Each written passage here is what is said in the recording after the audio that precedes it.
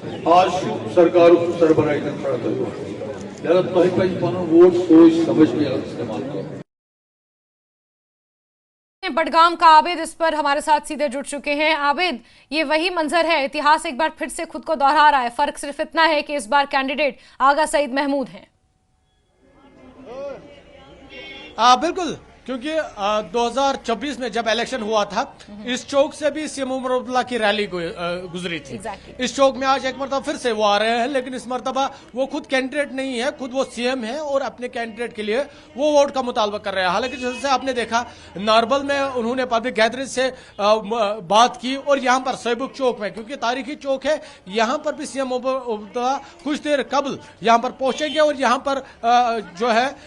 जो रैली है उससे संबोधित करेंगे। अभी आप देखिए मिनिस्टर सकीना इतू यहां पर पहुंचाई है, MLA Chadoora, MLA Pattan, MLA Sonawari, तो काफी सारे जो एमएलएज हैं वो यहां पर पहुंचे हैं और लोगों से वोट का मुतालबा कर रहे हैं। क्योंकि बडगाम की जंग जिस तरह से हम लगातार कह रहे हैं नेशनल कॉन्फ्रेंस का गढ़ है, लेकिन इस बार कहीं ना कहीं नेशनल कॉन्फ्रेंस के लिए चुनौती बन रहा है। ऐसे में जो नेशनल कॉन्फ्रेंस ने पूरी ताकत इस सीट पर लगा दी है, तमाम जो एमएलएज हैं, मिनिस्टर्स हैं, वो इस सीट पर कैंपेनिंग कर रहे हैं और कोशिश यही है ज्यादा से ज्यादा जो वोट शेयर है वो हासिल करें। लेकिन इस मरतबा टक्कर मुकाबले की देखने को बिल्कुल आबिद, और क्योंकि आप सोईबुग में हैं और सोईबुग वही इलाका है जहां पर किसी एक वक्त में चुनाव और इंतखाबातों का यहां पर कहीं ना कहीं बॉयकॉट हुआ करता था, और ऐसे में बीते साल भी हमने सोईबुग की एक अलग तस्वीर देखी जहां लोगों ने बहुत बढ़ चढ़ कर वोट लिया। और इस बार की जो भीड़ सोईबुग चौक पर मैं देख पा रही हूं वो पिछली बार के मुकाबले काफी ज्यादा है। सही कहा आपने, क्योंकि इस चौक की काफी अहमियत है, काफी हिस्ट्री रही है। विजय आफाक से थोड़ा सा गुजारिश करूंगा आपको ये चौक दिखाए, क्योंकि एक चौक में इस तरह का यहाँ पर जलसा करना ये नामुमकिन था, लेकिन अब इस चौक में 2019 के बाद इस चौक में हम लगातार देखते आ रहे हैं सियासी फंक्शंस हो या 15 अगस्त या 26 जनवरी के फंक्शन हो, इस चौक में भारी तादाद में लोग पहुंचते हैं और हुब्बुल वतनी का जो सबूत है वो पेश करते हैं, जिस तरह से माजी में ये मुमकिन नहीं था। और इसी चौक में आज से खुद सीएम उमर अब्दुल्ला भी पहुंचेंगे, यहाँ पर आवाम से खिताब करेंगे, लोगों से मुतालबा करेंगे। वोट का एक वक्त था जब इस यहाँ पर बाइकआउट होता था, लेकिन 2024 में यहाँ पर भारी तादाद में लोगों ने वोट दिए और उसी वोट शेयर को हासिल करने के लिए एक बार फिर से सीएम उमर अब्दुल्ला यहाँ पर पहुंचेंगे और कोशिशें करेंगे ज्यादा से ज्यादा से वोट शेयर है वो हासिल करे। क्योंकि एक मतलब फिर से विजय थोड़ा सा आपको दिखाएगा, क्योंकि अब देखिए भीड़ किस तरह की है और इस चौक में इस तरह का भीड़, जिस तरह से बीजेपी लगातार दावा कर रही है, इस तरह से ये इस चौक में इस तरह की भीड़ मुमकिन नहीं थी, लेकिन 2019 के बाद सब मेन स्ट्रीम में ज्वाइन हुए और इस तरह की जो ये भीड़ है ये तब मुमकिन हुई जब आबिद, क्या ये मुमकिन है कि यहाँ पर लोगों से बात की जाए, उनसे एक बार सेंटिमेंट समझा जाए, क्योंकि बहुत सारे मुद्दे हैं, उसमें मुद्दा आगा रूहुल्लाह की नाराजगी भी है, उसमें मुद्दा मुख्यमंत्री उमर अब्दुल्ला का बडगाम को छोड़ देना, गांधरबल को चुन लेना भी है, उसमें मुद्दा 1 साल से यहाँ पर विधायक ना होना भी है, उनके स्थानीय मुद्दों को एड्रेस ना होना भी है बडगाम में। सही बात है, मैं कोशिश करूंगा यहाँ पर कुछ लोगों से बात करने की, जानने की कोशिश करेंगे आखिर लोगों के क्या मुद्दे हैं, क्या चाहते हैं लोग और किस तरह से वो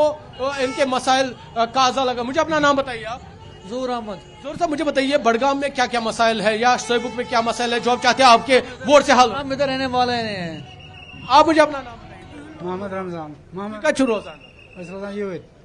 तुम में क्या मुद्दे कम मसले तुम यहां तुंद वोट से हल गन कोन नेशनल कह सोच कहीं सोच कोर वादे कर गलत ये ईमानदार कहीं क्या मसल क्या बस तुम गो सोरे सख्ती ये बस ये अगर ईमानदार नज़ीर अहमद खान साहब अ वोट हमने पिछली बार भी वोट डाला है इसको, लेकिन वो जाया हो गया। क्या फायदा है इसको वोट डालने के लिए? हमको आज तक कोई फायदा नहीं मिला है। नाराजगी है, लेकिन अगर हमने इसको पिछली बार वोट दिया है क्या फायदा आ गया? बिल्कुल, तो कहीं ना कहीं लोगों में नाराजगी है और यहाँ पर आप देखिए, क्योंकि ये भीड़, यहाँ से भी हम कोशिश करेंगे बात करने की और जानने की कोशिश करेंगे क्या मुद्दे हैं, किन मुद्दों को लेकर लोग इस मरतबा वोट करना चाहते हैं और क्या कुछ मुद्दे रहने वाले हैं। यहाँ पर हाजी साहब तशीद करो इस कथ में पन नाम बस ओर बसान मे हालत बस तो यहाँ पर क्योंकि लोग कहीं ना कहीं जिस तरह से यहाँ पर लोगों ने नाराजगी का मुजाहरा किया और यहाँ पर नेशनल कॉन्फ्रेंस के भी समर्थन है, इनसे भी हम बात करने की कोशिश करेंगे। कैसे करो इस कम्युनिटी पन अब्दुल अजीज तुम कम मुद तुम यहां तुहद वोट सत हल ग सड़क आब बे क्या तुम बसान तुहद मुद हे हल उमर अब्दुल्ला सोब यकीन तुम मे पन बुशराम भट तुम कम मुद मुदन पे तुम वनकस वोटिंग करान काम तरान मे सोरे क्या नेशनल गवर्नमेंट तन पे नमत पे नेशनल गवर्नमेंट अम कर करान तुम उम्मीद काम सारे काम ग इंशाल्लाह। जैस्मिन मिला जुला रद्दमल है, एक तरफ से लोग नाराजगी का मुजाहरा कर रहे हैं, दूसरी जानिब से लोग नेशनल कॉन्फ्रेंस को चाहते हैं। तो ये देखने वाली बात होगी जब ईवीएम में पर लोग जाएंगे वो किसके हक में वोट डालेंगे, ये देखने वाली बात होगी। और 14 नवंबर को जब नतीजे होंगे तब तस्वीर साफ होगी। बिल्कुल बिल्कुल आबिद। और इस बीच आगा रूहुल्लाह मेहदी ने तो बिल्कुल ही बडगाम में दूरी बना ली है, इस उपचुनाव से वो कहीं नजर भी नहीं आ रहे हैं, जबकि आगा रूहुल्लाह का गढ़ ही है बडगाम। यहां पर इस वक्त अगर नाराजगी इस तरह की नहीं होती, वो दूरियां इतनी ज्यादा बड़ी ना होती, तो शायद आगा रूहुल्लाह मुख्यमंत्री उमर अब्दुल्ला के साथ बडगाम की चुनावी रैलियों में, बडगाम के उपचुनावों में यहां पर खुतबा कर रहे होते। हाँ, सही बात कहा आपने, क्योंकि जिस तरह से एमपी श्रीनगर का स्टैंड ही है, उन्होंने पहले ही का ऐलान किया था वो कैंपेनिंग में हिस्सा नहीं लेंगे। अगर नाराजगियां नहीं होती तो आज वो इस स्टेज पे उमर अब्दुल्ला के साथ देखने को मिलते, प्रचार करते, अपनी पार्टी उम्मीदवार के हक में लोगों से वोट का मुतालबा करते। लेकिन नाराजगियां बढ़ रही है, नाराजगियां दूर होने का नाम नहीं ले रही है, और इसीलिए एमपी श्रीनगर भी इस स्टेज से अब दूर है। तो एनसीपी लगातार कोशिश कर रही है, जिस तरह से मैंने पहले ही कहा, एनसी पूरी ताकत के साथ बडगाम की सीट को पर उतरी है, पूरी ताकत से वो इस सीट को जीतना चाहते हैं, क्योंकि नेशनल कॉन्फ्रेंस का गढ़ रहा है और आज तक कभी भी नेशनल कॉन्फ्रेंस ने इस सीट पर शिकस्त नहीं खाई है, इस सीट को लगातार जीते आ रहे हैं और इनकी इज्जत है, और वो चाहेंगे कि इनकी साख बडगाम में बरकरार रहे। और ऐसे में अगर हम देखेंगे अपोजिशन की पीडीपी हो या बीजेपी हो, लगातार कोई भी ऐसा मौका नहीं छोड़ते जहां पर वो नेशनल कॉन्फ्रेंस की कमजोरियों को लोगों के बीच नहीं दिखाते हैं। इसीलिए यहां पर कहीं ना कहीं जो एमपी श्रीनगर आगा सईद रूहुल्लाह मेहदी का वोट शेयर है वो कहीं ना कहीं डिवाइड होगा, और ये नहीं कहा जा सकता वोट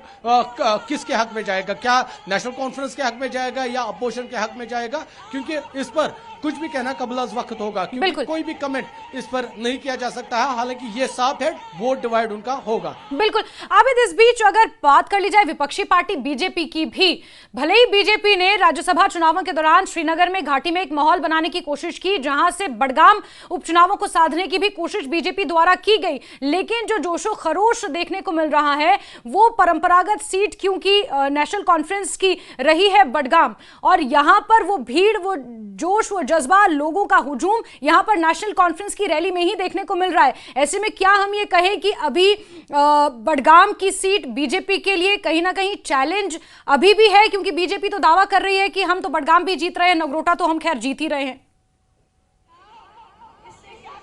क्योंकि जैस्मिन अभी दावे है, नेशनल कॉन्फ्रेंस भी दावा कर रही है, बीजेपी दावा कर रही है, पीडीपी दावा कर रही है, या जो इंडिपेंडेंट कैंडिडेट्स है वो भी दावे कर रहे हैं। हालांकि यहां पर अगर हम देखेंगे कहीं ना कहीं लोगों में स्मार्ट मीटर्स को लेकर नाराजगी है और बीजेपी उसे उछाल रही है। बीजेपी लोगों के बीच जा रही है, वादा कर रही है अगर बीजेपी की यह सीट जीती है तो लोगों का बिजली बिल माफ होगा। वो हर